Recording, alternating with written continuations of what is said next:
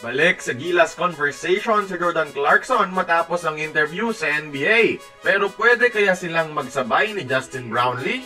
Ang sagot ay maaga pa sa inaakala natin.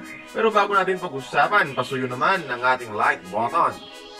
Sa NBA interview, muling nilinaw ni Jordan Clarkson ang intensyong maglaro sa Gilas sa upcoming tournaments, especially under Coach Tim Cone.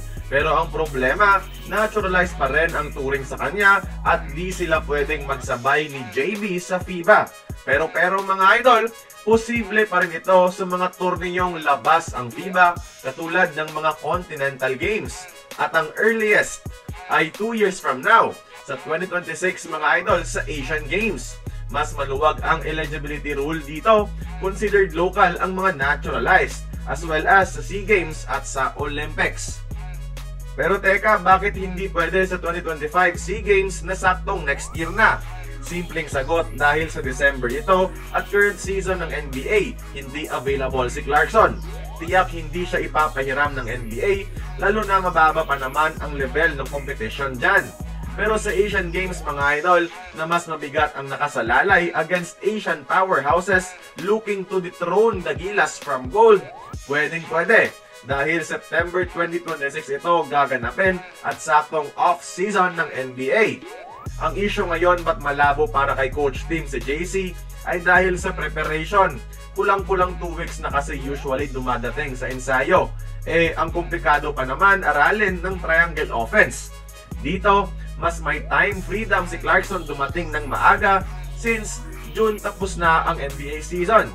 Kung totoong dedicated siya sa Gilas Pilipinas, around July mga idol, lilipad na siya ng bansa para may sapat na oras na aralin ang sistema ni Coach Tim Cone at mag-blend sa mga kakampi.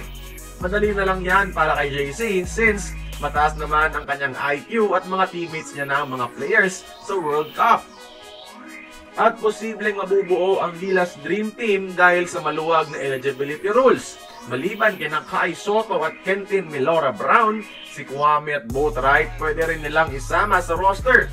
Si Cedric Barefield at Stephen Holt pwede ring idagdag. Pero at the end of the day mga idol, kay Coach Tim Cone pa rin nakadepende yan dahil di naman pagalingan ang labanan sa triangle offense, kundi familiarization. Kung sakaling magdagdag ng players si Tim Cone at magbibigay sila ng sapat na oras sa ensayo, tiyak iiyak na naman ang China sa ipapadalang team ng Gilas. Tandaan natin, home court din ng Japan, kaya full force din sila sa NBA players nila para di mapahiya. Kung gusto ng Gilas depensahan ang Asian Basketball Gold, magiging difference maker ang posibleng Clarkson-Brownlee tandem. At ayan mga idol, sana nasagot ang katanungan. Pwedeng magsabay sa JC at JB sa Gilas at ang earliest at realistic na possibility na makita natin ito ay sa 2026 Asian Games sa Japan. Kaya kayong mga idol, sinong gusto nyong mapabilang sa Gilas roster by that time? Comment nyo nga sa ibaba.